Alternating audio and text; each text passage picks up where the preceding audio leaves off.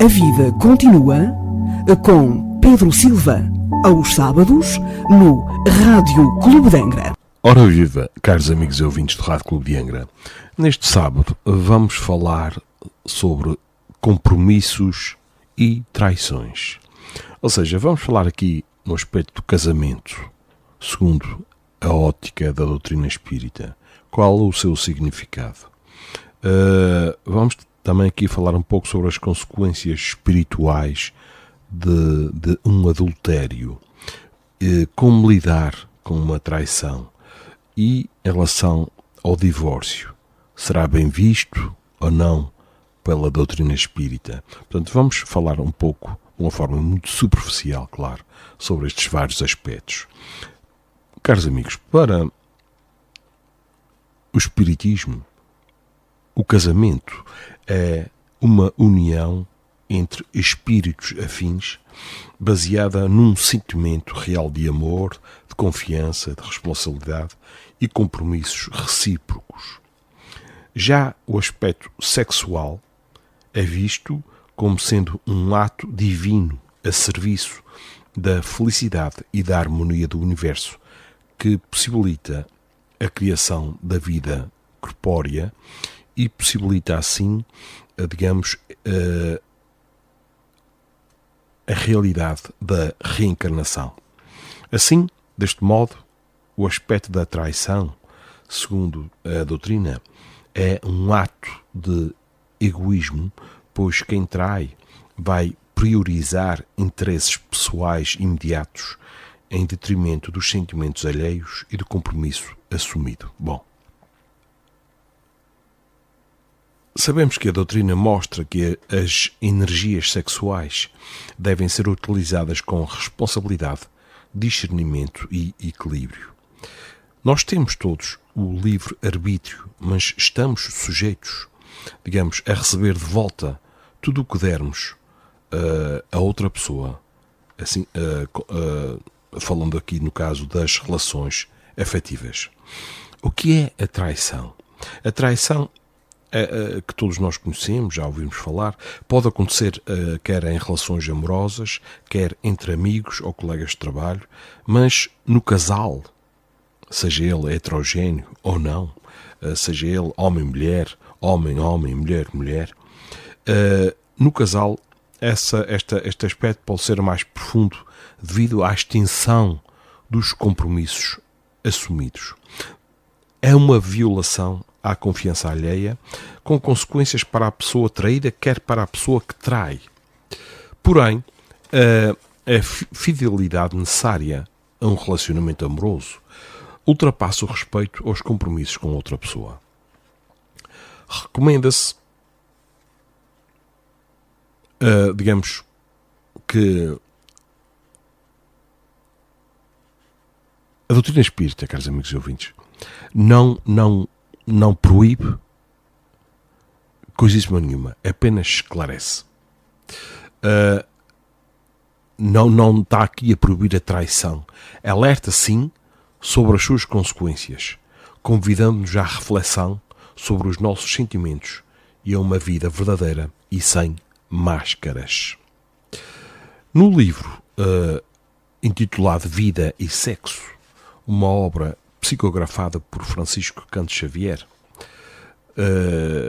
editado por um espírito chamado Emmanuel, diz: se um dos parceiros viola o compromisso sem razão justa, lesa o outro na sustentação do equilíbrio emotivo, e cita que homem ou mulher, adquirindo parceira ou parceiro para a conjunção afetiva, não conseguirá, sem dano a si mesmo, repito, sem dano a si mesmo, tão somente pensar em si.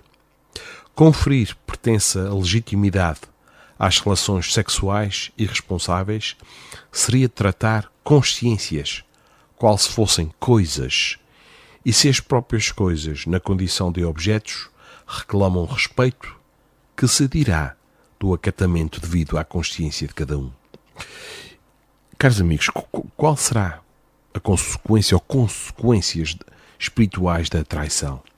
Bom, para a pessoa traída, se não estiver equilibrada espiritualmente, a traição pode ser fonte de intenso sofrimento, mágoa e raiva que podem marcar aquilo que Paulo de Tarso, ou mais conhecido por São Paulo, falava do corpo espiritual ou o perispírito e repercutir em outras reencarnações.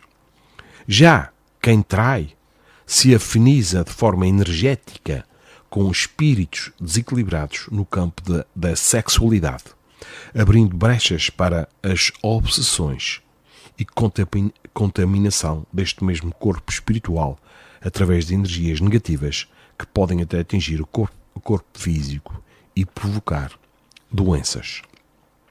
Quem trai também registra na sua consciência o reflexo da quebra da confiança da pessoa traída, contraindo uma dívida, aqui entre aspas, que terá que ser quitada nesta ou noutra vida corpórea.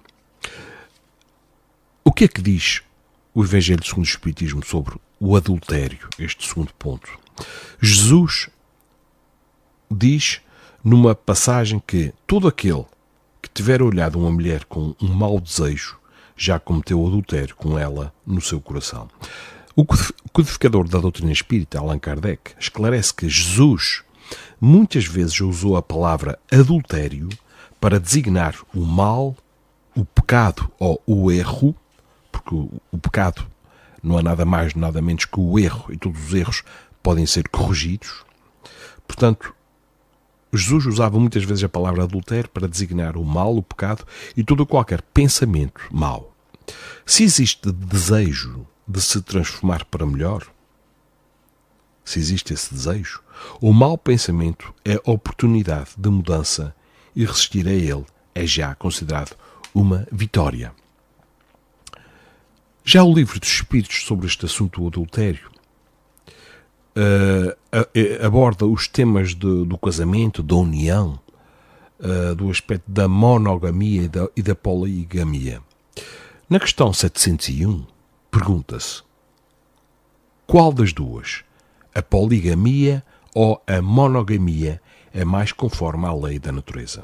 E a resposta é: a poligamia é lei humana cuja abolição marca um progresso social. O casamento, segundo as vistas do Criador, tem que se fundar na afeição dos seres que se unem.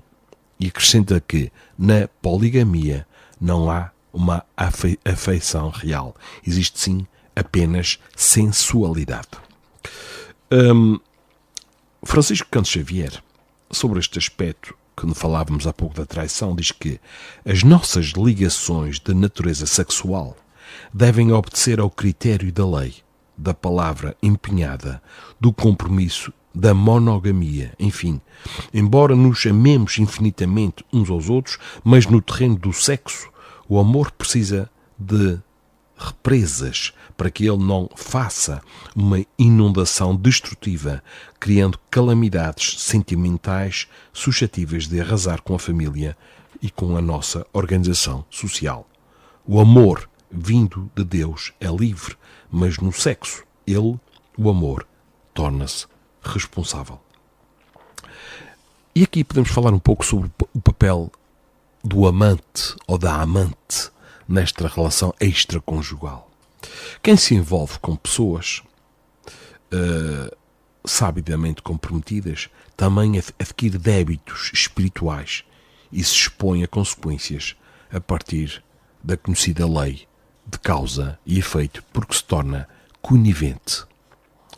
Isso ocorre porque a pessoa que se coloca no papel de amante também sabe que está a contribuir para atrair a confiança e o compromisso de alguém. O Espiritismo estimula que em todos os relacionamentos humanos se busque a verdade com uma vida autêntica e sem mentiras. E isso vale para toda a humanidade.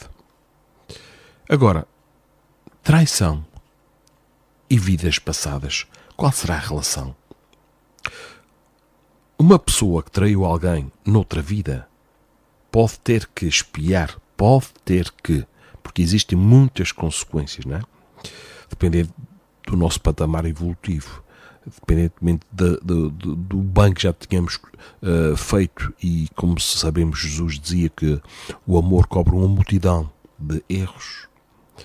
Portanto, uma pessoa que trai alguém noutra vida pode ter que expiar a dívida contraída, sofrendo na pele uma traição noutra existência.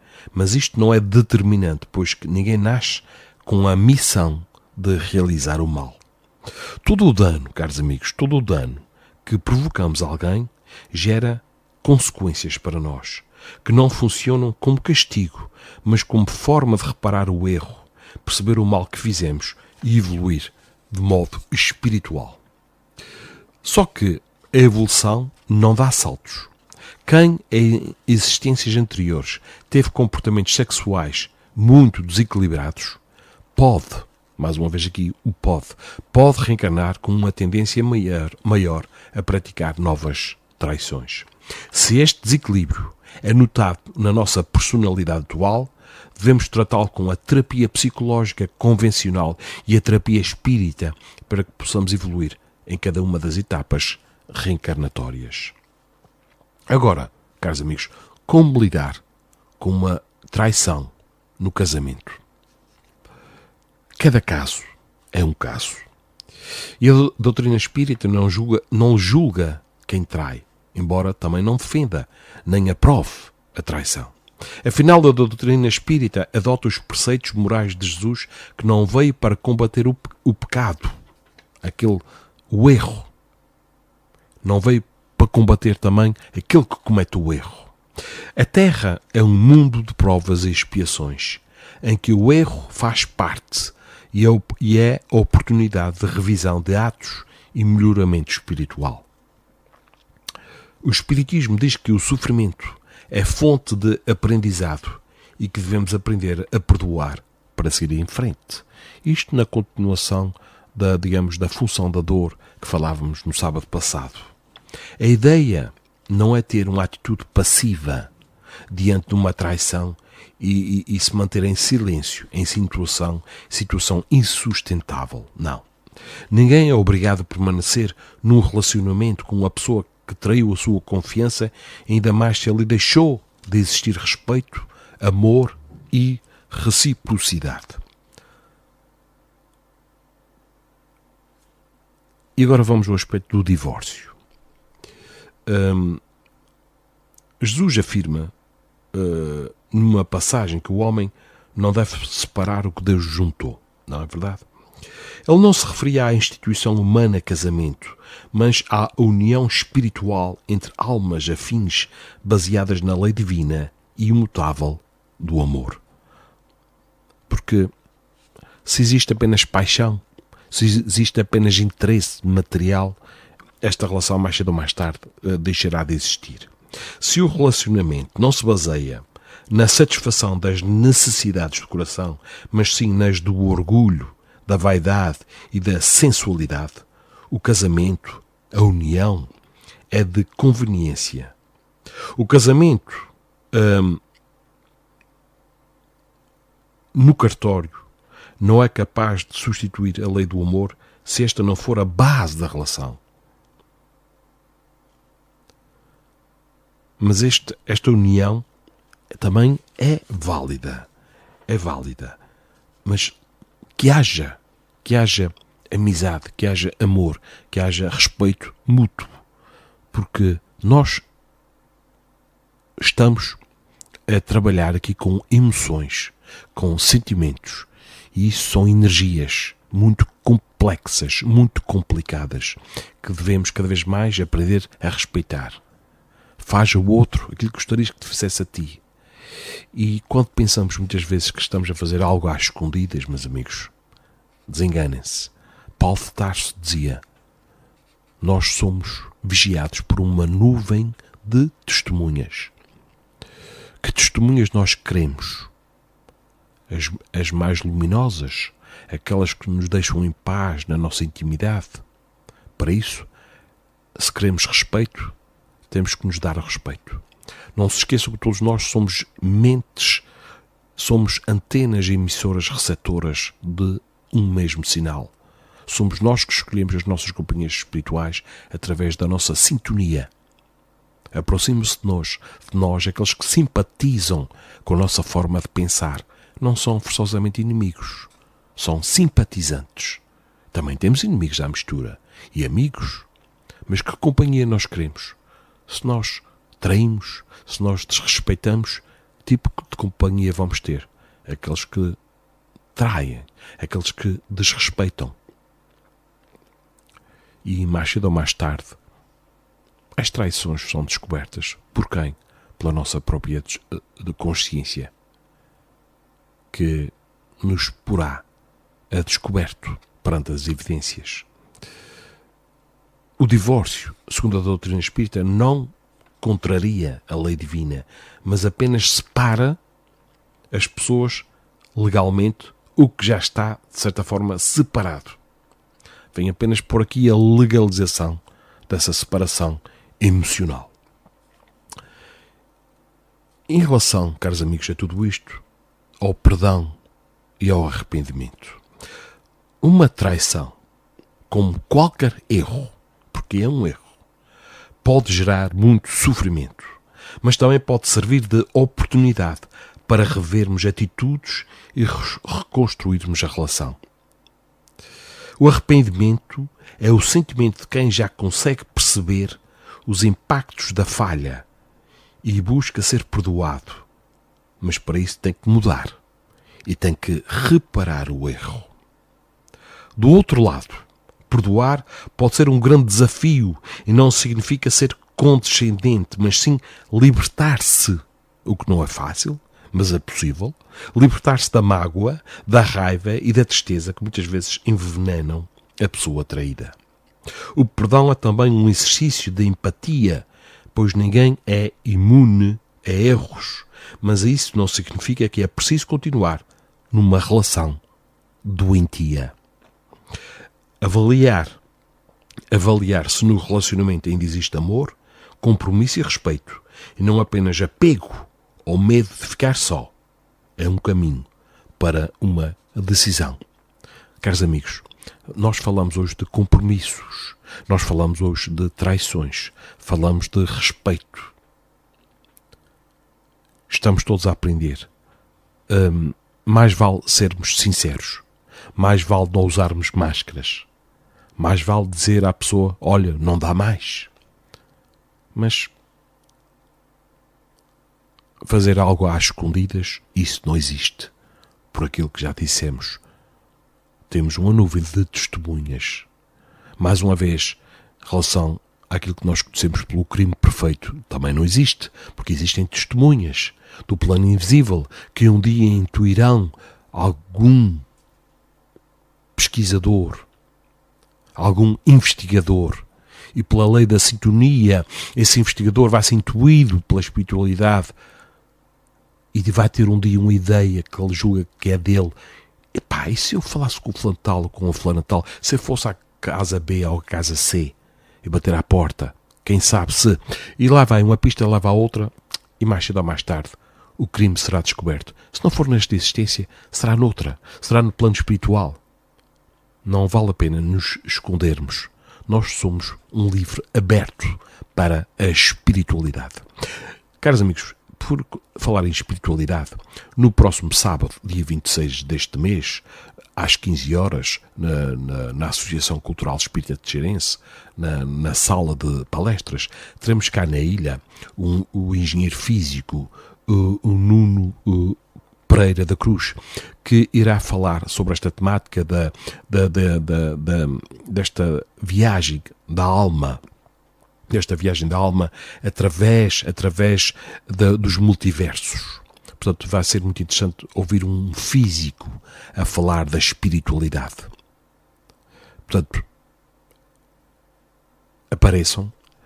As inscrições são necessárias por causa da limitação de lugares, mas vai ser muito interessante ouvir este engenheiro físico, o Nuno Cruz, a falar então desta viagem da alma através dos multiversos. Ele fala da viagem que todos nós faremos, já fizemos, até à data de hoje. Caros amigos e ouvintes, foi um prazer estar na vossa companhia. Marcamos encontro para o próximo sábado para mais uma temática. Até lá, não se esqueçam de darem o primeiro passo em direção à vossa felicidade e ofereçam-se, façam algo para que o mundo seja um pouco melhor. Não fiquemos à espera que esta mudança venha de fora, porque não vem de dentro para fora. Cabe a cada um de nós fazer a diferença. Então, até ao próximo sábado e fiquem com um forte e grande abraço aqui do Pedro Silva. A vida continua com Pedro Silva, aos sábados, no Rádio Clube de Angra.